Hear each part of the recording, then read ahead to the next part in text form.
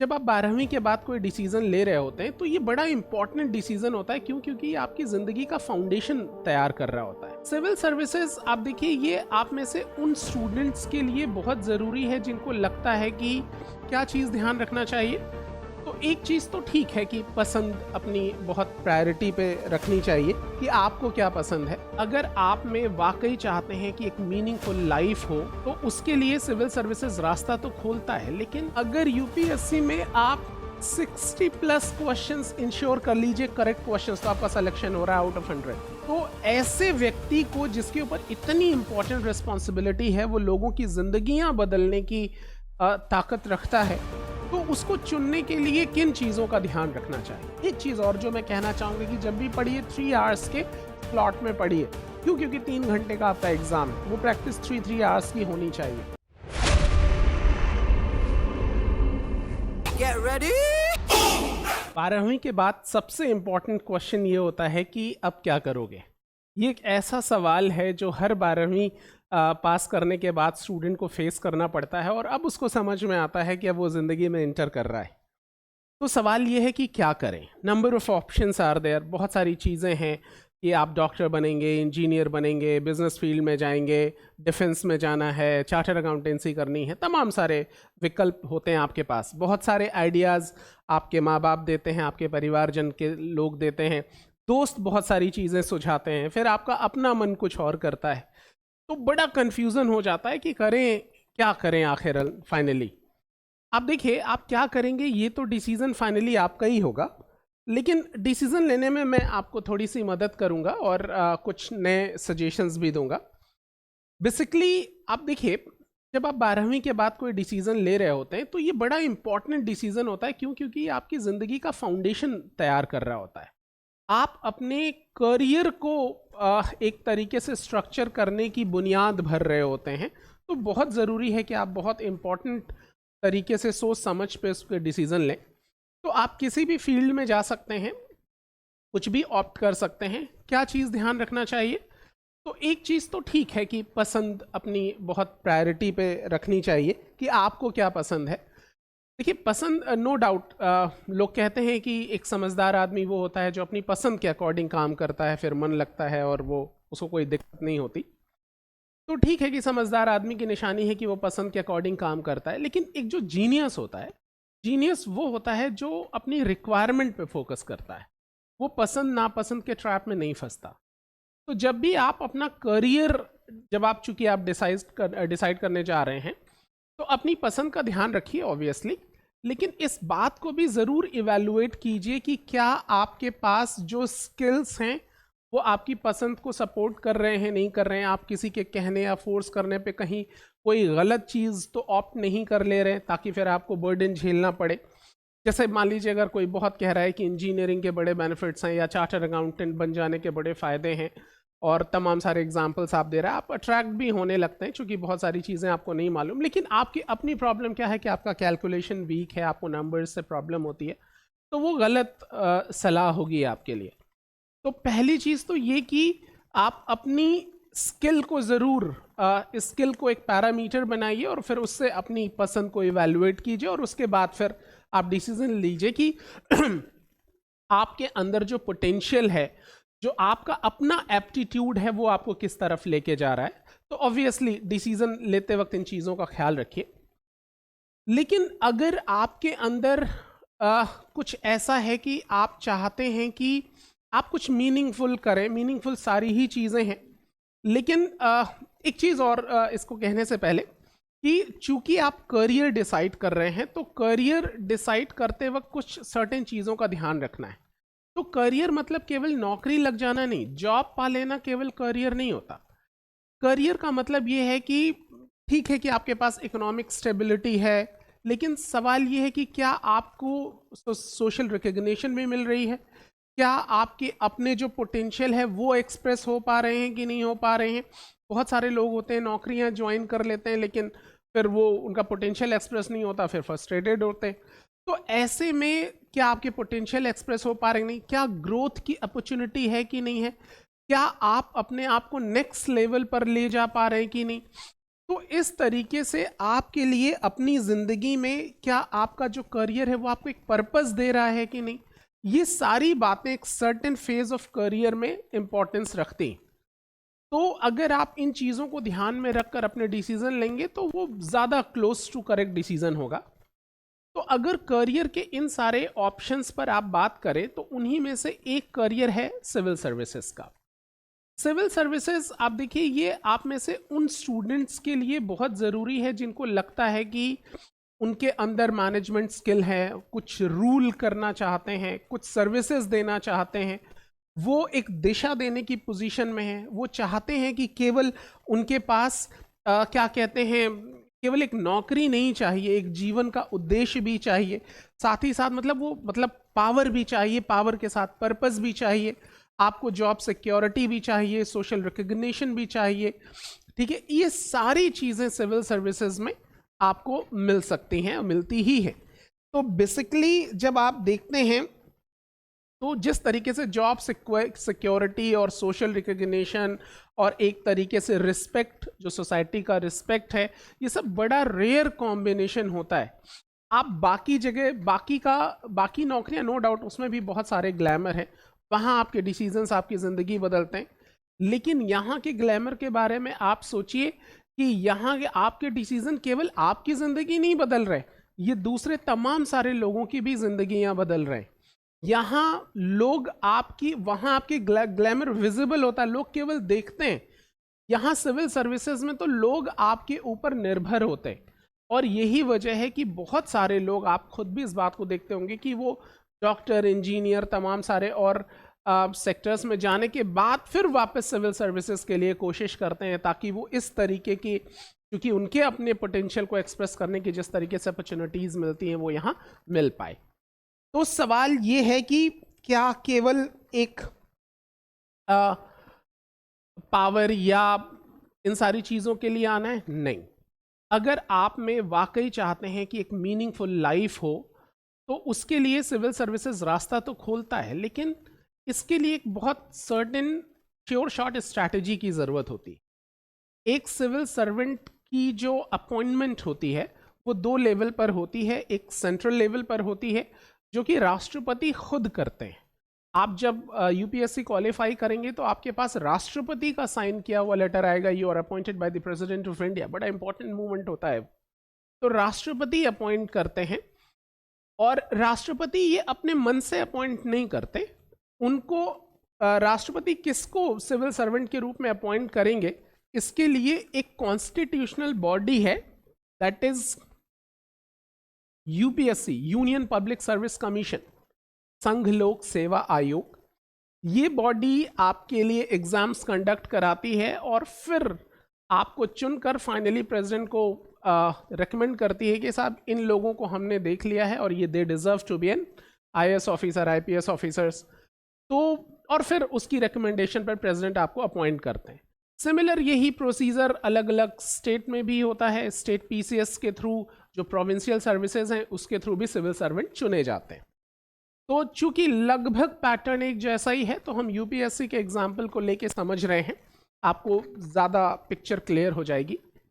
तो यूपीएससी किसको civil servant बनाने के लिए प्रेसिडेंट को रेकमेंड करेगी, इस बात को वो बहुत रैंडमली नहीं करते। इस बात ये समझना बहुत ज़रूरी है, क्योंकि बहुत सारे लोगों को लगता है कि ये किस्मत का खेल है यूपीएससी। नहीं, किस्मत का खेल तब होता ना कि जब वो आंख बंद करके अक्कड़ बक्कड़ करके चुन रही हो, रैंडमली चुन रही हो।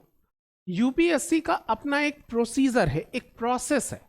उस प्रोसेस, उस फिल्टरेशन प्रोसेस में जो लोग आते हैं उन्हीं को वो रिकमेंड करती है। तो एक बार अगर आप वो प्रोसेस समझ गए तो फिर आपके लिए बहुत ईजी हो जाता है। आप देखिए, यहां 3 लेवल पर यूपीएससी आपके एग्जाम्स कंडक्ट कराती है।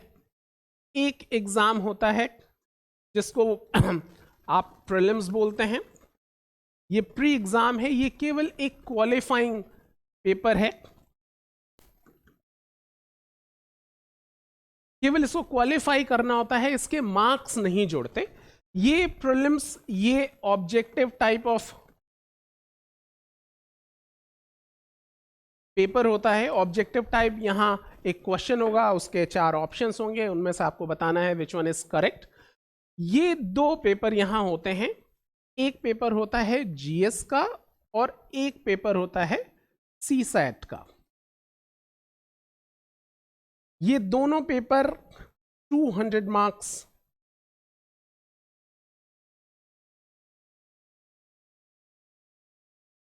के होते हैं।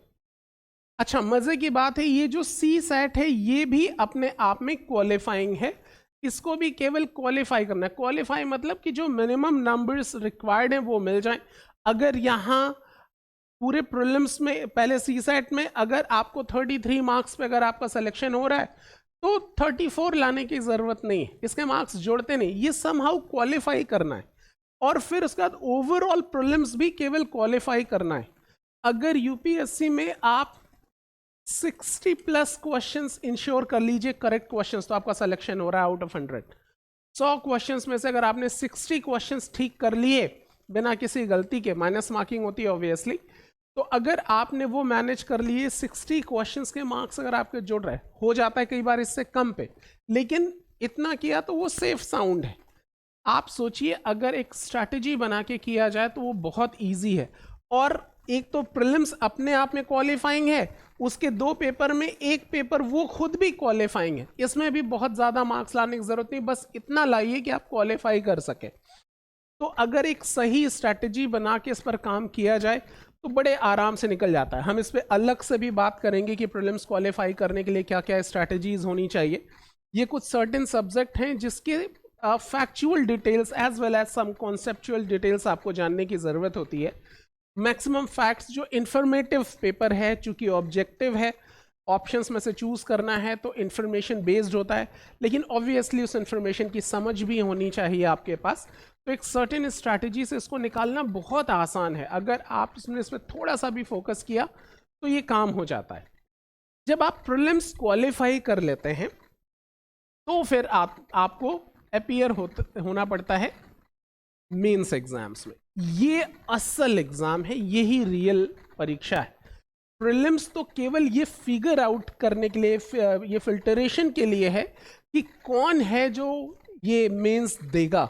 ये अपने आप में इस एग्जाम का यही रोल है कि मेंस देने वाले लोगों की छटनी की जा सके, सारे वो लोग जो अभी बहुत प्रिपेयर नहीं है उनको फिल्टर किया जा सके। तो मेंस रियल एग्जाम है। यहां ये मेंस में 2 सेगमेंट है, एक जीएस है,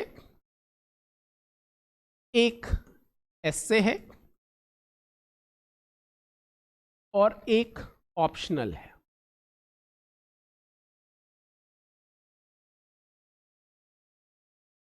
ये एक 3 एस्पेक्ट हैं इसके। ये जीएस 1000 मार्क्स के होते हैं। इसमें 4 पेपर होते हैं, पेपर 1, पेपर 2, पेपर 3 और पेपर 4। ये 4 पेपर होते हैं। Each paper have 250 marks.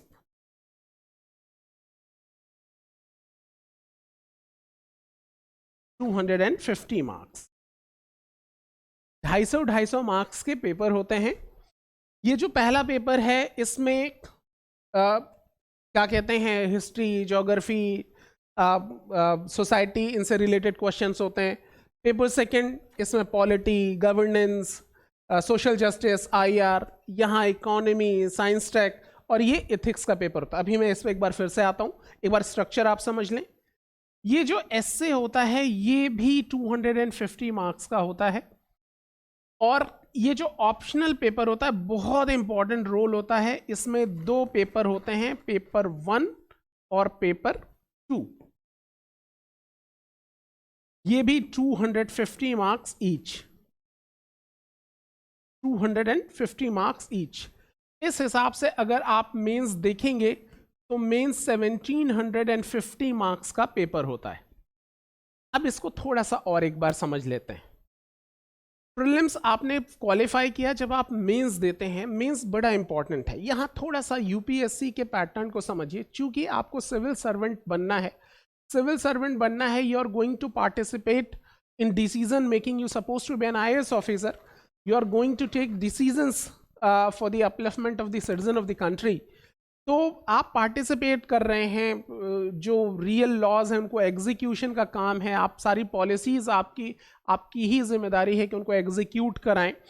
जो भी कॉन्स्टिट्यूशन के पर्पस हैं, जो उनके मोटिव हैं, चाहे वो फ्रेटर्निटी हो, डेमोक्रेसी हो, ठीक है, तमाम सारे इक्वालिटी हो, ये सब को मेंटेन करने की रिस्पॉन्सिबिलिटी इसी एग्जीक्यूटिव बॉडी है, जो कि आप होंगे सिविल सर्वेंट के रूप में। तो ऐसे व्यक्ति को जिसके ऊपर इतनी इंपॉर्टेंट रिस्पॉन्सिबिलिटी है, वो लोगों की जिंदगियां बदलने की ताकत रखता है, तो उसको चुनने के लिए किन चीज़ों का ध्यान रखना चाहिए? तो सबसे पहले तो वो ये कि क्या वो ऐसे वो डिसीजंस ले पाता है तब जब उसके सामने ऑप्शंस अवेलेबल होते हैं। तो क्या उसके अंदर ये कैपेबिलिटीज है? इस बात को जानने के लिए फिर प्रीलिम्स ऑर्गेनाइज होता है। प्रीलिम्स में आप देखिए, यहाँ अलग अलग history, geography, polity, science, economics, इन सारे सेगमेंट से क्वेश्चंस पूछे जाते हैं और आपको सर्टेन ऑप्शंस दिए जाते हैं। ऑप्शंस मतलब जब आपके सामने ऑप्शंस नहीं होते तब तो डिसीजन लेना आसान ही होता है, लेकिन क्या जब आप ऑप्शंस होते हैं तब आप सही डिसीजन ले पाते हैं? ये रोजमर्रा की जिंदगी में आप ये करते हैं। सुबह उठना है कि नहीं उठना है, ये एक ऑप्शन, चूंकि उठने नहीं उठने का ऑप्शन हो जाता है, आप क्या चूज करते हैं वो आपकी जिंदगी डिसाइड करेगा। आप बाहर निकलते हैं, क्या खाएंगे क्या नहीं खाएंगे, ये आपके हेल्थ को इन्फ्लुएंस करेगा। कैसे दोस्त रखेंगे, दोस्तों के साथ कितना स्पेंड करना है, आपको फ़ोन चलाना है नहीं चलाना है, आपकी स्क्रीन टाइम कितनी है, सोशल मीडिया, ये सारे ऑप्शंस आपके पास अवेलेबल हैं and you are responsible to take decisions. आपने जितने क्लोज टू करेक्ट डिसीजन लिए, आपकी ज़िंदगी उतनी ही बेहतर शेपअप होगी। आप खुद भी दिल पर हाथ रखकर देख सकते हैं। तो एक सिविल सर्वेंट के लिए ये और ज़्यादा इंपॉर्टेंट हो जाता है। उसको तो रोज़मर्रा वो ऑफिस पहुंचा नहीं और डिसीजंस लेने शुरू होने हैं, और बड़े सारे विकल्प की ठेका इनको दें कि नहीं दें, ठीक है, किनको कॉन्ट्रैक्ट देना है, किसको क्या अथॉरिटीज़ देनी है, किसके लिए क्या काम करना है, ये करें कि वो करें। तो numbers of options you have, कितने क्लोज टू करेक्ट आप ऑप्शंस ले पाते हैं, ये ज़रूरत पड़ती है तब कि जब आप इंफॉर्मेशन आपके पास अकॉर्डिंगली है कि नहीं। तो प्रीलिम्स के थ्रू इस बात को यूपीएससी जांच लेती, लेकिन ध्यान रखिए इस एबिलिटी को वो वैल्यू नहीं करती। ये तो वो मान लेती कि ये तो होना ही होना चाहिए, तब वो सोच सकता है, इसीलिए प्रीलिम्स के मार्क्स नहीं जोड़ते। जब आप प्रीलिम्स क्वालिफाई करते हैं, केवल क्वालिफाइंग है, क्वालिफाई करके जब मेंस लाते हैं, तब असल में अब आपका एग्जाम शुरू होता है। अब यूपीएससी ये समझ चुकी है कि ये वो कैंडिडेट है जिसके पास ऑप्शंस की कोई मतलब ये इंफॉर्मेशन की कोई कमी नहीं है, समझता भी है इंफॉर्मेशन को, लेकिन क्या उसकी अंडरस्टैंडिंग डीप अंडरस्टैंडिंग है, वो चीज़ों को रिलेट कर पाता है एक दूसरे से, वो जिस सोसाइटी में जाने की बात कर रहा है, जिस सोसाइटी को रूल करने वाला है, जिस सोसाइटी को सर्विस देना है, क्या उस सोसाइटी की समझ है कि आज हम जैसे भी हैं वैसे क्यों हैं। इसको जानने के लिए उसको हिस्ट्री की एक डीप नॉलेज होनी चाहिए, एक बढ़िया अंडरस्टैंडिंग होनी चाहिए सोसाइटी की, आर्ट एंड कल्चर की, जिस तरीके की ज्योग्राफी है हमारी, कि किस तरीके के अनाज होते हैं, क्या मिनरल्स अवेलेबल हैं, क्या हमको नेचुरली अवेलेबल है, किस चीज़ के लिए हम ऊपर दूसरों पे डिपेंडेंट हैं। इन सब चीज़ों की एक बेसिक अंडरस्टैंडिंग तो होनी ही चाहिए, क्योंकि you suppose to be a part of the decision making authorities. तो ऐसे में फर्स्ट पेपर इन सारी चीज़ों को डिसाइड करता है। आप history, geography, society, art and culture, ये सारा आप पढ़ते हैं, आपसे टेस्ट लिया जाता है यहाँ पे। सेकेंड पेपर होता है कि भाई ठीक है कि सोसाइटी का तो इनको पता है, लेकिन क्या उस मैकेनिज्म से ये अवेयर है ये कैंडिडेट जो सिविल सर्वेंट होना चाह रहा है, कि किस तरीके का सिस्टम रन करता है, किस तरीके से यहाँ शासन होता है, प्रशासन होता है। तो इसके लिए सेकेंड पेपर टेस्ट करता है वो। इसमें कॉन्स्टिट्यूशन की बेसिक जानकारी, आपका जो पॉलिटी है उसके एप्लीकेशंस को पढ़ते हैं, गवर्नेंस पढ़ते हैं, ठीक है, यहाँ तक कि आप सोशल जस्टिस पढ़ते हैं। और यही नहीं, वो देखता है कि क्या इसके पास ये समझ है कि दूसरे देशों के साथ हमारे कैसे संबंध हैं, हमारे पड़ोसियों के साथ क्या संबंध है, शक्तिशाली देशों के साथ क्या संबंध है, उन सब का क्या प्रभाव पड़ता है। कुछ भी बाहर, अब जैसे इस वक्त ईरान की पोजीशनिंग चल रही है, तो भारत पे उसका क्या प्रभाव पड़ेगा, केवल फ्यूल के ऊपर इन्फ्लुएंस है कि बाकी चीज़ों पर है। एक बेसिक अंडरस्टैंडिंग होनी चाहिए ताकि अकॉर्डिंगली वो पॉलिसी बना सके। तो IR भी यहाँ पर इंक्लूड है। तो पॉलिटी, गवर्नेंस, सोशल जस्टिस और आईआर, इसको मिला के इसका टेस्ट लिया जाता है पेपर 2 में। फिर इतना ही नहीं, इकोनॉमी की बेसिक अंडरस्टैंडिंग होनी चाहिए, साइंस टेक्नोलॉजी कैसे डेवलप कर रही है, इंटरनल सिक्योरिटी को लेकर क्या क्या थ्रेट्स हैं, उसको कैसे रिजॉल्व किया जाएगा, ये सब की एक बेसिक अंडरस्टैंडिंग होनी चाहिए कैंडिडेट के पास। उसको टेस्ट करने के लिए पेपर 3 है। तो यहाँ ये 3 पेपर मिलकर आपकी ओवरऑल एक अंडरस्टैंडिंग को चेक करने की में ये बहुत मतलब काम के पेपर्स हैं जिस पर यूपीएससी कन्विंस हो जाता है कि हाँ इसके पास बढ़िया अंडरस्टैंडिंग है। लेकिन फिर भी एक डाउट रहता है कि भाई ये जो कैंडिडेट है ठीक है, इसके पास नॉलेज तो बढ़िया है, अंडरस्टैंडिंग भी बहुत अच्छी है, लेकिन क्या इसके इथिकल वैल्यूज ऐसे हैं, क्या ये पावर को के साथ ये रिस्पॉन्सिबल हो पाएगा कि नहीं, पावर इसको दे देंगे, क्या इस पावर को वो अपनी रिस्पॉन्सिबिलिटी समझेगा, ऐसा तो नहीं करेगा कि पावर लेके एक्सप्लॉइट करे, करप्शन करे, तमाम सारी चीज़ें, इसकी इथिकल वैल्यूज़ क्या हैं। तो इस बात को चेक करने के लिए फिर पेपर 4 है, ये इथिक्स का पेपर होता है। यहाँ इथिक्स के बारे में आपकी क्या बेसिक अंडरस्टैंडिंग है उसको ध्यान में रखकर ये डिसाइड किया गया है। ये चारों पेपर मिलके 1000 मार्क्स का एक टेस्ट होता है जिस पे आपको काम करना होता है। एक एस्से का पेपर भी होता है। एस्से भी एक बड़ा अच्छा तरीका होता है किसी की पर्सनैलिटी को चेक करने का। बहुत हम बात करेंगे एस्से पे, अलग तरीके से बात करेंगे कैसे लिखना है, क्या क्या करना है। इनफैक्ट इन सारे पेपर्स के बारे में अलग अलग से भी बात करेंगे, सबके लिए अलग अलग स्ट्रैटेजी है ऑफ कोर्स। एस्से चूंकि वो पर्सनालिटी को चेक करने का तरीका है, व्यक्तित्व को चेक करने का तरीका है कि आप जो हैं वैसे ही अपने आप को एक्सप्रेस करते हैं, तो एस्से ये 250 मार्क्स का है। और फिर एक ऑप्शनल पेपर है।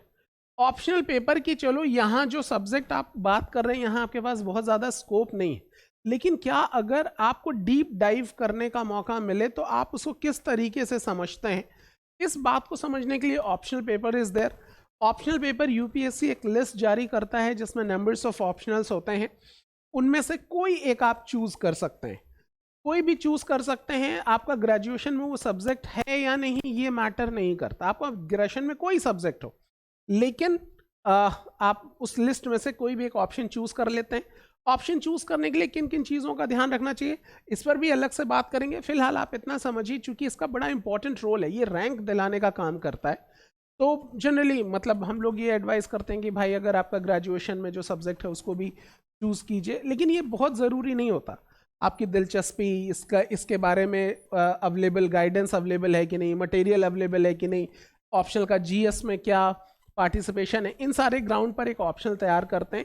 इसके मार्क्स बहुत वैल्यू करते हैं। आप देखिए 1750 मार्क्स में से अगर आप टोटल 1000 मार्क्स समहाउ अचीव कर लीजिए, आपका सिलेक्शन हो रहा है, आपको प्रॉपर आईएएस मिल रहा है, कहीं कोई दिक्कत नहीं है। ये मेंस क्वालिफाई करने के बाद फिर यूपीएससी ये कहती है कि भाई इस आदमी के पास इंफॉर्मेशन भी बहुत है, इंफॉर्मेशन की अंडरस्टैंडिंग भी है, एक डीप अंडरस्टैंडिंग भी है, वो एनालाइज भी कर सकता है, इसके पास एनालिटिकल एबिलिटीज भी है। एक काम करो, इसको बुलाओ, इससे मिलकर बात करते हैं। फिर वो आपकी एकदम पर्सनालिटी को क्लोजली ऑब्जर्व करते हैं और फिर आपका इंटरव्यू ऑर्गेनाइज करते हैं। ये 275 मार्क्स का होता है, यानी आप देखिए ये एक्स्ट्रा मार्क्स मिल रहे हैं 275 मार्क्स, लगभग 2025 मार्क्स हो गए टोटल। लेकिन आपको लाना कितना है, अगर आपने 1000 मार्क्स समहाउ मैनेज कर लिया ओवरऑल इंक्लूडिंग इंटरव्यू, तो आपका सिलेक्शन हो रहा है, प्रॉपर आप आईएएस हो रहे हैं। ये जानना इसलिए ज़रूरी है कि अगर इसको स्ट्रैटेजी वाइज काम किया गया, यानी हर पेपर में आपने 50% मार्क्स आपको समहाउ मैनेज करना है। आप देखिए क्या आपने तो अपने बोर्ड एग्जाम्स में आप 90 प्लस वाले लोग भी हैं, यहाँ 80% से ऊपर ला रहे हैं। 80% तो टारगेट होता ही है कि उससे नीचे ना आए, आप इस तरीके से एफर्ट्स करते हैं। क्या 50% मार्क्स नहीं आएंगे? अगर नहीं आते हैं लोगों के, ऑफ कोर्स नहीं आते हैं, इसका जो सिलेक्शन रेशियो है अगर आप यूपीएससी में देखेंगे तो वो 0.02% है। लेकिन यकीन मानिए कि जो भी लोग अपीयर हो रहे हैं उनमें से सीरियस केवल 10% लोग ही हैं। 90% के एफर्ट्स बहुत प्लान वाइज नहीं होते। तो ये जो यूपीएससी के ऊपर एक ब्लेम है, एक मिथ है उसके बारे में कि यहाँ तो किस्मत का खेल है, तो किस्मत का खेल उन्हीं लोगों के लिए है जो ठीक से प्लान नहीं करते। आप देखिए बहुत सीधा सा, आप लोग तो लॉजिकल लोग हैं, आप खुद सोचिए, किस्मत का खेल तो तब होता ना जब रैंडमली उठाया कि किसी बॉक्स में सबके नाम की पर्ची पड़ी और आंख बंद करके डाला, जो पर्ची आ गई हाथ में। यहां तो किस्मत का खेल समझ में आता है, लेकिन जहां एक प्रोसीजर हो, ट्रांसपेरेंट प्रोसीजर है, यहां किस्मत का खेल कैसे है? तो किस्मत ठीक है कि आप कहिए मेरी किस्मत कहीं नहीं था कि मैं ठीक से तैयारी करूं, तो उसका तो खैर कोई जवाब नहीं। लेकिन अगर इन हर हिस्से पर स्ट्रैटेजी वाइज ध्यान रखना है कि I have to opt 1000 marks, ये अगर ध्यान रखकर किया जाए तो बहुत इजी हो जाता है।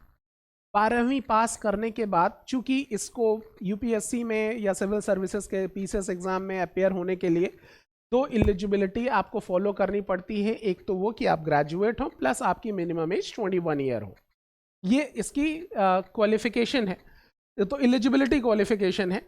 तो ये अगर आपने 12वीं पास करने के बाद सिविल सर्विसेज में जाने का सोचा है तो देखिए आपके पास बहुत टाइम।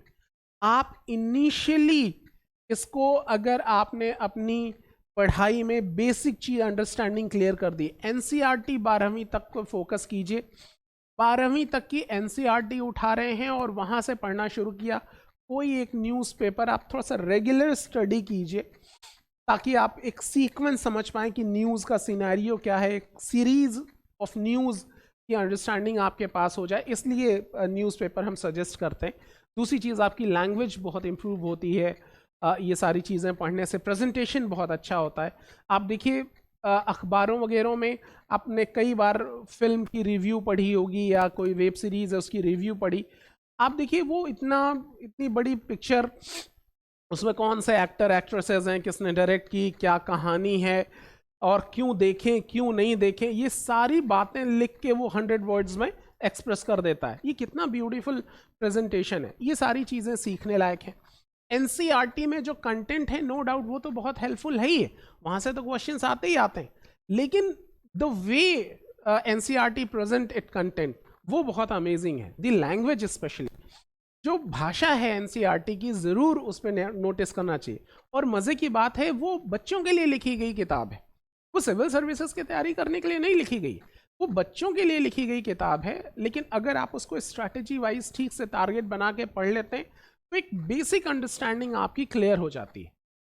इसके बाद जब आप ये पढ़ना शुरू करते हैं तो फिर अब इसको करना कैसे है, आप देखिए जो स्ट्रैटेजी हम सजेस्ट करते हैं, तैयारी शुरू करनी चाहिए मेंस को टारगेट करके। सबसे पहले मेंस को टारगेट करना हम क्यों कह रहे हैं कि प्रेफर कीजिए, एक तो आप सारे सब्जेक्ट से एक बेसिक अंडरस्टैंडिंग आपकी हो जाती है, और जब आप मेंस की तैयारी पहले कर लेते हैं, ये देखा गया है कि जिस दिन कोई कैंडिडेट प्रीलिम्स दे रहा है, अगर वो उसी दिन मेंस देने की पोजीशन में है, यकीन मानिए सिलेक्शन हो रहा है उसका।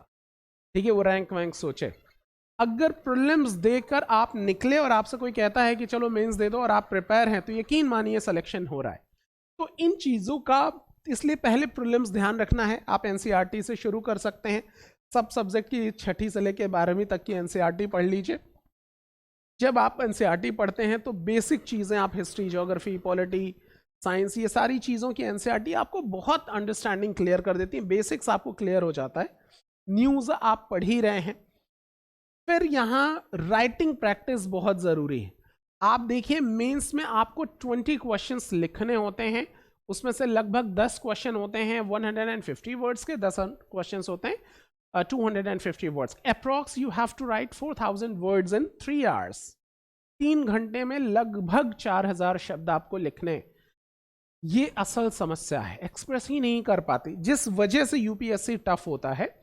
अभी तक तो ये आसान सा लग रहा था, लेकिन 3 घंटे में 4000 शब्द, वो बिना अभ्यास के नहीं हो सकता। इसीलिए यूपीएससी में बहुत जीनियस होने की जरूरत नहीं है, कंसिस्टेंसी बहुत इंपॉर्टेंट है, प्रैक्टिस बहुत इंपॉर्टेंट है। अगर आप रेगुलर प्रैक्टिस कर रहे हैं, यकीन मानिए आपके सिलेक्शन की प्रोबेबिलिटी ज़्यादा है। यहाँ बहुत जीनियस होने की ज़रूरत है। आप 25 साल के पिछले क्वेश्चंस उठाकर देख लीजिए, मेरी बात पे यकीन करने की ज़रूरत नहीं, आप खुद उसको इवेलुएट कीजिए। आप जाके पिछले 25-30 सालों के क्वेश्चंस उठा के देख लीजिए, एक भी क्वेश्चन आप ऐसा नहीं फाइंड आउट करेंगे कि आप ये कह दीजिए कि ये क्वेश्चन हमारी प्रतिभा से बहुत बड़ा है। इसके लिए तो बहुत बड़ा साइंटिस्ट होने की ज़रूरत है, सब्जेक्ट का एक्सपर्ट होने की ज़रूरत है, इकोनॉमिस्ट होने की ज़रूरत है ना, कहीं प्रोफेसर। एक सामान्य सा नागरिक जिसके जो ग्रेजुएट है, जिससे ये अपेक्षा की जाती है कि वो सारी चीज़ें समझे, उसी लेवल के क्वेश्चंस हैं। हाँ, अभी आपको नहीं पता है, क्यों? क्योंकि पता करने के लिए अभी तो आपने कुछ किया भी तो नहीं है, तो आप करेंगे। तो अगर आप इस तरीके से तैयारी कर रहे हैं, हर लेवल पे एक स्ट्रैटेजी है। यहाँ आप अपने नोट्स बना रहे हैं, नोट्स खुद हैंड रिटन नोट्स, वो किताबें अंडरलाइन करके गंदी नहीं कर रहे हैं। नोट्स इसलिए ज़रूरी है कि रिवीजन भी आप कर पाएँ, रिवीजन ही सारा खेल है। मॉक टेस्ट आप दीजिए ताकि अपने आप को इवेलुएट कर पाएँ, अपने टेस्ट को एनालाइज कीजिए कि कमियां कहाँ हो रही हैं, अपनी कमियों पे बात कीजिए। तो यकीन मानिए सिविल सर्विसेज बहुत मुश्किल नहीं है। ऐसे जो भी करता है वो उसका सिलेक्शन होता है। एक चीज़ ध्यान रखिए कि आप किसी भी सर्विसेज में आप देखिए, डॉक्टर, इंजीनियर्स, लॉयर्स, या तो बहुत स्ट्रॉन्ग बैकग्राउंड है उनका, पिताजी ने ही कोई नर्सिंग होम, कोई हॉस्पिटल खोल के दे दिया बेटे को, तो बात अलग है, ठीक है, बहुत बड़े लॉयर थे, उनका सारा बेंच वो संभाल रहा है, बात अलग है। नहीं तो एक आम आदमी को, एक मिडिल क्लास का व्यक्ति अगर अपने दम पर इन करियर्स में अपनी एक पोजीशन स्टैब्लिश करना चाहता है, नो डाउट कर लेगा, करते ही हैं लोग, लेकिन करने में सालों लगते हैं। आज जो लॉयर, जो चार्टर्ड अकाउंटेंट, जो डॉक्टर अपने दम पर मतलब 1 लाख से ऊपर कमा रहा है, उसकी 10 साल की प्रैक्टिस है पुरानी, तब जाके आज वो उस पोजीशन में है। आप जिस दिन ज्वाइन करते हैं उस दिन आपकी सैलरी बननी शुरू हो जाती है। जो पार position, social recognition, the day 1 से, ये सारी रिजल्ट आने के बाद से आपकी सोशल वैल्यू बढ़ जाती है, सोशल रिकग्निशन शुरू हो जाता है। तो हर लिहाज से ये एक बढ़िया ऑप्शन है। यहाँ अगर आपके अंदर कंसिस्टेंसी है कि आप एक रेगुलर एफर्ट कर सकते हैं, एक ही किताब को 4 बार पढ़ सकते हैं, एक ही मटेरियल को पढ़ सकते हैं, प्रैक्टिसेस कर सकते हैं, अपने आप को इवैल्यूएट करने में आपको संकोच नहीं है, और आप जानते हैं कि आपके डिसीजंस दुनिया बदलें, आपके डिसीजंस समाज में बदलाव लाएं, आपके एफर्ट्स लोगों की जिंदगियां बदलें, ठीक है। जो अपनी जिंदगी बेहतर हो रही है वो तो हो ही रही है, आपकी जिंदगी में जो ग्लैमर आ रहा है वो तो आ ही रहा है, लेकिन बाकी ग्लैमर केवल विजिबल हो रहा है, लेकिन यहाँ का ग्लैमर विजिबल तो हो ही रहा है, साथ में आपके ऊपर लोगों की डिपेंडेंसी, पूरा जिला ही निर्भर है आपके डिसीजन पर। तो ये बड़ी इंपॉर्टेंट पोजीशन होती है। ये सारा कुछ मिल सकता है अगर आप ये सर्टेन पेपर्स समहाउ मैनेज कर लें। तो consistency is the rule, regularity is the rule. अगर आप थोड़े थोड़े एफर्ट्स करते जा रहे हैं, 12वीं के बाद शुरू करते हैं, तो आपके पास पूरा 3 साल है। मैं आपको सजेस्ट करूंगा कि ग्रेजुएशन अगर आपने बिल्कुल यही टारगेट बना रखा है, तो ग्रेजुएशन में वो सब्जेक्ट ऑप्ट कीजिए जिसको आप ऑप्शनल पेपर बना सकते हैं। इस तरीके से ग्रेजुएशन करने के दौरान इनिशियली जब आप फर्स्ट ईयर सेकेंड ईयर में हैं, तो अगर आपने समहाउ 6 आवर्स भी मैनेज कर लिया, एक चीज़ और जो मैं कहना चाहूँगा कि जब भी पढ़िए 3 आवर्स के स्लॉट में पढ़िए। क्यों? क्योंकि 3 घंटे का आपका एग्जाम है, वो प्रैक्टिस 3 आवर्स की होनी चाहिए। तो जब आप फर्स्ट ईयर सेकेंड ईयर में हैं, तो समहाउ 3 आवर्स 6 आवर्स अगर आपने मैनेज कर लिया, तो काफ़ी कुछ तो यहीं तैयार हो जाता है। जब आप फाइनल ईयर में जाइए, तो अपनी पढ़ाई को थोड़ा सा और फोकस कीजिए, ताकि एग्जाम क्वालिफाई करने के तुरंत बाद जब आप अपीयर हों, तो आप सिलेक्शन लेने की पोजीशन में आ पाएँ। तो यकीन मानिए ये बहुत ही बेहतरीन अवसर देता है। तमाम सारे मिथ्स हैं, कंपटीशन टफ है, लेकिन कंपटीशन कहाँ नहीं है? जेई में नहीं है, ठीक है, आईआईटी में नहीं है, कहीं नहीं है क्या? हर कोई ऐसी फील्ड नहीं है जहां आपको मेहनत के बगैर काम करना पड़े। और आप ध्यान दीजिए, जब यहाँ आपकी कॉपियाँ चेक होती हैं, तो वो कॉपियों पे इससे पता नहीं चलता कि आप लड़की हैं कि लड़का हैं, ब्राह्मण हैं कि शूद्र हैं, अमीर हैं कि गरीब हैं। वहाँ बस आप सिविल सर्विसेज एस्पिरेंट होते हैं। जो बेस्ट होता है वो फिल्टर होता है। तो जो भी, जिसका भी सिलेक्शन नहीं हो रहा है, यकीन मानिए हो सकता है उसके पास नॉलेज बहुत ज़्यादा हो, लेकिन उसके पास एग्ज़ाम में अपने आप को प्रेजेंट करने की स्किल नहीं थी। तो अगर इन सब चीज़ों को स्ट्रैटेजी वाइज अगर आप काम करेंगे, तो मुझे कोई संकोच नहीं है, मेरे अपने अनुभव से बता रहा हूँ आपको, इतने सालों से मैंने एक भी स्टूडेंट ऐसा नहीं देखा जिसने स्ट्रैटेजी वाइज प्रिपेयर की हो और उसका सिलेक्शन ना हुआ हो। एक बहुत बेहतरीन करियर विकल्प है ये सिविल सर्विसेज। तो मेरी सलाह है कि अगर आपको लगता है कि आप अपना कुछ कंट्रीब्यूशन ना केवल अपनी ज़िंदगी को बेहतर करने के लिए बल्कि सोसाइटी के भी अपलिफ्टमेंट में भी करना चाहते हैं, एक ऐसी नौकरी चाहते हैं जहां जॉब सिक्योरिटी तो हो ही, साथ में कंट्रीब्यूशन भी आप कर पाएँ सोसाइटी को, एक सोशल रिकग्निशन और एक रिस्पेक्ट आपको मिल पाए, आपके डिसीजंस न केवल आपकी, आपके परिवार की, लोगों की जिनको आप नहीं जानते उनकी भी जिंदगियां बदलने में सक्षम हो, तो सिविल सर्विसेज आपके लिए एक बेहतरीन अवसर उपलब्ध कराता है। तो इस देश को युवाओं की ज़रूरत है, ज़रूर पार्टिसिपेट कीजिए अगर आप अपने आप को उस तरीके से समझते हैं। रही बात इस सब में अलग अलग स्ट्रैटेजी भी बात करेंगे कि सारी चीज़ें कैसे करेंगे। एक और चीज़ चलते चलते मैं आपको बता दूं, आप पूछें क्या कोचिंग ज़रूरी है इसके लिए? बिल्कुल नहीं, बिल्कुल ज़रूरी नहीं है। आप देखिए चीज़ें क्या होती हैं कि असल में कोचिंग का रोल है आपके डाउट्स क्लियर करने के लिए। नंबर ऑफ सोर्सेज हैं आपके पास। कोचिंग हम क्या करते हैं कोचिंग में कि अगर वो स्टूडेंट जो अपने डाउट्स लेके आता है, साहब ये तो मैं पढ़ रहा, मैं यहाँ पे आके अटक गया, टीचर उसको पुश कर देता है और आपका काम हो जाता है। तो हम आपकी तैयारी को जिप करते हैं। आप खुद से पढ़ते, हो सकता है 6 घंटे में समझ में आ रहा है, हम उसको 2 घंटे में समझा दे रहे हैं, तो 4 घंटे का बेनिफिट मिलता है। तो ये ज़रूर कोचिंग का बेनिफिट होता है और ये बहुत पर्सन टू पर्सन वेरी करता है कि वो उसको लेना चाहता है नहीं लेना चाहता है। तो आराम से अगर आप इन चीज़ों को, सब चीज़ों को ध्यान में रखेंगे तो काम हो सकता है। एक बहुत अच्छा करियर ऑप्शन जो है, जो न केवल आपकी ज़िंदगी बदलेगा बल्कि आप एक योग्य लोगों की का कंट्रीब्यूशन भी इंश्योर करता है। तो चलिए, आप सभी लोगों का स्वागत है। आप कुछ और जानना चाहते हो तो कमेंट कीजिएगा, ठीक है, हमसे कनेक्ट कीजिए, हम आपके सारे डाउट्स को दूर करेंगे। Thank you very much, best wishes.